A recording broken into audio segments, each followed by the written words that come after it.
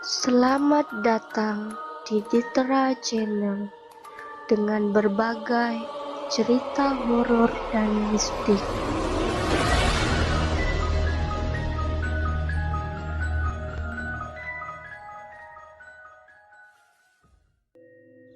Hantu penunggu batu angker. Sinar mentari pagi nampak cerah. Udara segar terasa menyejukkan. Suasana hangat menyelimuti kediaman tempat tinggal Cindy Kumalasari.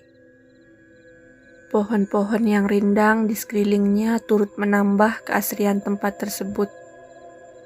Cindy bangun pagi-pagi sekali. Kebetulan hari itu ia ada tugas kampus yang harus segera diselesaikan. Di depan pintu pagar, terlihat Arvin sudah lama menunggu. Keduanya adalah sepasang suami istri, namun tinggal terpisah. Karena Cindy harus mengurus ibunya yang sedang sakit. Sementara Arvin bekerja paruh waktu di luar kota. Keduanya sama-sama menimba ilmu di salah satu perguruan tinggi di Semarang. Cindy bergegas menghampiri Arvin. "Sayang, kita berangkat sekarang aja ya, supaya kita nggak terlambat ke kampus," ucap Cindy seraya menyapa Arvin. "Iya sayang." Arvin pun kemudian memacu sepeda motornya dengan cepat menuju ke arah kampus. Di dalam ruang kelas, nampak Pak Handoko sudah menunggu mereka. Pak Handoko adalah dosen biologi di kampus tersebut. Arvin dan Cindy kebetulan sedang melakukan riset untuk skripsi mereka. Keduanya ditugaskan oleh Pak Handoko untuk mencari tanaman herbal langka di hutan. Di rumah, Cindy sudah mempersiapkan segala sesuatu untuk keperluan mereka pergi besok. Terdengar suara bunyi ponsel Cindy berdering. "Sayang, sekarang aku udah ada di luar nih," ucap Arvin. "Oh iya sayang, aku segera keluar ya," jawab Cindy, kemudian seraya bergegas pergi. Sebelum berangkat, mereka berpamitan dulu dengan kedua orang tua Cindy. Hari itu mereka pun memulai perjalanannya menuju ke sebuah hutan yang jaraknya cukup jauh dari pusat kota. Hutan tersebut merupakan hutan mati dan hanya terdapat beberapa spesies tanaman saja yang bisa ditemukan di tempat seperti itu. Hari terlihat mulai gelap ketika keduanya tiba di hutan. "Sayang, berhubung hari sudah gelap, malam ini kita tidur di sini aja ya," ajak Arvin. "Iya sayang." Arvin bergegas memasang tenda untuk tempat mereka beristirahat malam itu. Keesokan harinya, mereka pun mulai mencari keberadaan tanaman herbal bunga orsid tersebut. Mereka terus saja berjalan menyusuri hutan belantara itu. Hingga tanpa disadari, arah langkah kaki keduanya semakin jauh memasuki hutan. Namun bunga herbal yang dicari itu tak kunjung mereka temukan. Merasa lelah, Arvin dan Cindy memutuskan untuk menghentikan pencarian. Mereka lantas beristirahat di bawah sebuah pohon besar yang daunnya sudah terlihat gundul. Malam kembali tiba. 2 hari sudah Arvin dan Cindy berada di dalam hutan kematian. Entah mengapa, suasana malam itu begitu terasa berbeda. Hawa dingin dengan hembusan angin yang sangat kencang, disertai suara lolongan anjing malam seakan menambah keangkeran hutan tersebut. "Sayang, aku takut nih. Kenapa malam ini begitu aneh ya? Suasananya nggak seperti malam kemarin," ucap Cindy seraya memegang erat pergelangan tangan suaminya. "Kamu harus tenang sayang, semuanya akan baik-baik aja kok. Besok kita lanjutkan kembali ya supaya kita bisa lekas pulang. Lewat tengah malam, suara lolongan anjing semakin memekakan telinga. Suasana pun kian mencekam. Dari kejauhan terdengar samar-samar suara langkah kaki seperti diseret. Dan itu membuat bulu kuduk semakin merinding. Arvin terjaga. Ia pun beranjak keluar dari bilik tenda untuk memastikan suara apa yang ia dengar barusan. Namun ia tak menemukan adanya hal yang aneh di sekelilingnya. Malam berganti pagi. Sinar mentari tampak cerah. Di hari ketiga ini, Arvin dan Cindy akan melanjutkan kembali perjalanan. Mereka menyusuri hutan demi menemukan bunga herbal yang dicarinya itu.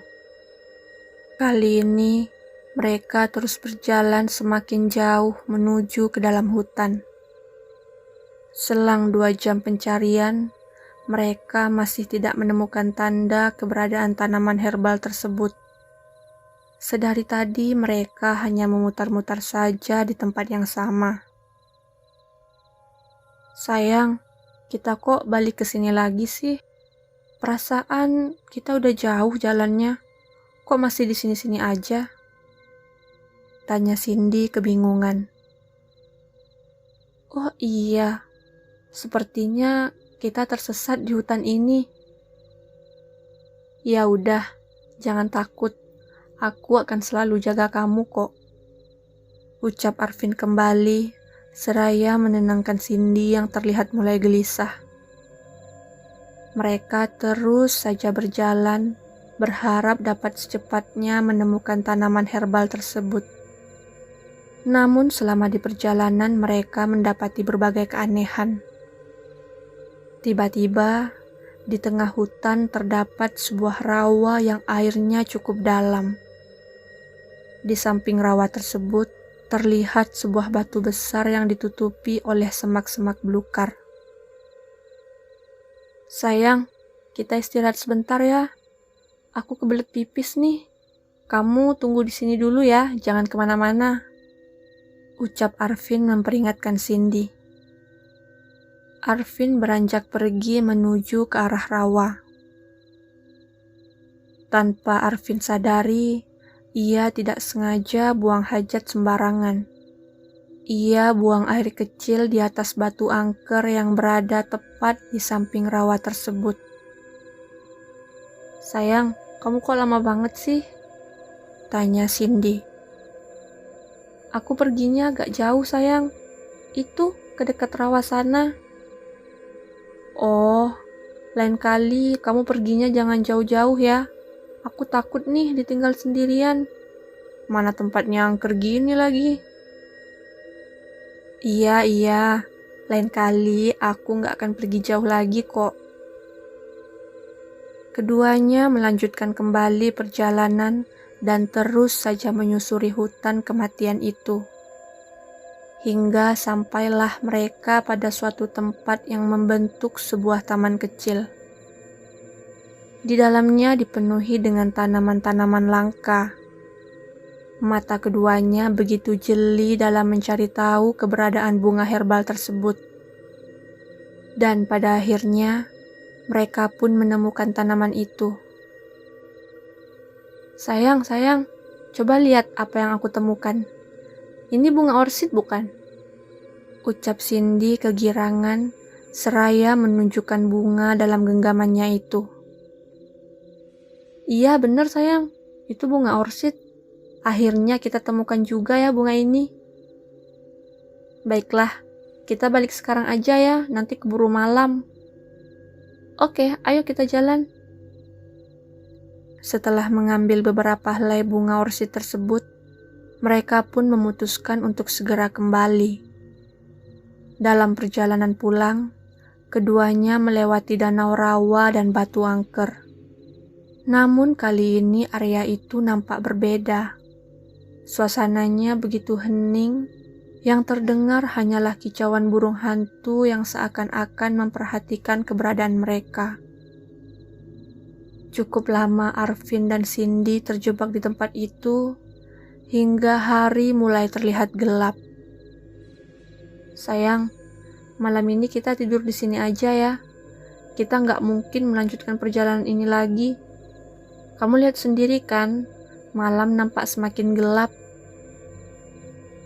Baiklah, aku ikut apa kata kamu aja. Arvin pun memasang tenda tempat mereka beristirahat malam itu. Aku lapar nih, kita bakar ikan yuk. Sisa bekal ikan yang aku bawa dari rumah waktu itu kan masih ada. Bentar, aku mau cari beberapa potong kayu dulu untuk menyalakan apinya. Ujar Arvin seraya beranjak pergi. Baiklah, tapi jangan lama-lama ya. Aku takut nih sendirian. Iya. Arvin pun kembali masuk ke dalam hutan. Ketika ia sedang asik mengumpulkan potongan-potongan ranting, sekelebat bayangan hitam menghampirinya. Arvin terkejut. Ia merasakan bulu tekuknya berdiri. Arvin pun buru-buru pergi meninggalkan tempat itu. Gimana sayang? Udah dapet kayunya? Tanya Cindy penuh harap. Iya nih, udah ada rantingnya. Aku nyalakan dulu ya apinya. Jawab Arvin terbata-bata. Ia tidak ingin istrinya itu tahu apa yang barusan ia lihat. Cindy mengambil beberapa ekor ikan segar dari kotak bekalnya. Mereka pun membakar dan menyantapnya bersama-sama. Aku ngantuk banget nih, aku tidur duluan ya, ujar Cindy. Iya, kamu tidur aja, aku masih belum ngantuk. Aku akan berjaga-jaga dulu di sini. Arvin terlihat mengeluarkan bungkusan kecil dari balik sakunya yang berisi beberapa puntung rokok. Saat asik merokok, Arvin mendengar suara bisikan yang memanggil-manggil namanya. Arvin, Arvin, kemarilah. Suara lirih itu terdengar beberapa kali memanggil nama Arvin. Arvin pun mencari asal suara tersebut. Ia berjalan hingga ke tepi rawa. Di atas batu, nampak sesosok perempuan berbaju merah sedang duduk membelai rambutnya yang panjang. Kamu siapa? Ucap Arvin terbata-bata. Sosok perempuan berambut panjang, berwajah seram, dengan kuku-kukunya yang tajam itu pun membalikkan punggungnya. Suara kikik tawa kuntilanak merah itu melengking memecah keheningan malam itu. Sontak saja Arvin sangat terkejut melihat sosok wajah perempuan menyeramkan itu. Ia lantas lari cumpang-camping ketakutan. Arvin buru-buru masuk ke dalam tenda. Ia menutup rapat semua pintu. Sesekali dari arah luar masih terdengar suara cakaran kuku panjang menggores kain penutup tenda. Tepat tengah malam, suara riuh seperti pasar terdengar jelas di telinga Arvin. Ia sedari tadi memang tetap terjaga karena masih terbayang-bayang wajah kuntilanak merah itu. Ia pun memberanikan diri untuk menengok keluar. Hal yang sungguh di luar nalar manusia. Tempat Arvin dan Cindy mendirikan tenda sekarang ternyata di sekelilingnya dihuni oleh dedemit penunggu batu angker. Arvin pun kembali teringat. Ia pernah tidak sengaja buang air kecil di atas batu di tepi rawa. Mungkin karena hal itulah Arvin selalu diganggu oleh makhluk penunggu batu angker tersebut. Mentari pagi mulai terbit. Terik matahari menyengat kulit. Arvin dan Cindy bersiap untuk segera pergi meninggalkan hutan. keduanya terus berjalan mencari jalan pulang. Namun hasilnya nihil. Mereka masih saja terjebak di dalam hutan angker tersebut.